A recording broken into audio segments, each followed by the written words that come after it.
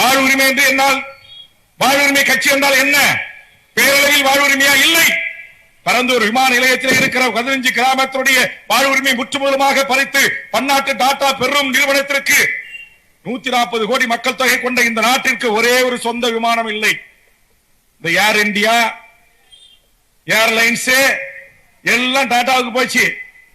டாடா வாங்கிட்டாரு. டாடா வாங்கின பிறகு இன்னைக்கு டாடாவுக்கு விமான நிலையம் எங்க? சென்னையில. அதுவும் எத்தனை ஊரு? ஏகனாபுரத்தில் தொடங்கி 15 கிராமங்கள். 15 கிராமத்திலையும் 25க்கு மேற்பட்ட நீர்நிலைகள் இருக்கு. ஆறு இருக்கு, குளம் இருக்கு, குட்டை இருக்கு, எல்லாம் இருக்கு. நீர்நிலையும் போது எனக்கு ஒரு ஞாபகம் வருது. இங்க இருக்கிற பள்ளப்பட்டியில மண்ணின் மைந்தர்களுக்கு தெரியும். இங்க 69 ஏக்கர்ல ஏரி இருந்துச்சுன்னாங்க. இப்ப எங்க தங்க என்கிட்ட ஒரு மனு கொடுத்திருக்காரு. 69 ஏக்கர்ல 40 ஏக்கர் ஏரியை காணான் இருக்காரு. இப்ப வடிவேல் மாதிரி என் கிணத்தை காணான்ற மாதிரி நான் ஏரியை காணாங்கணும்.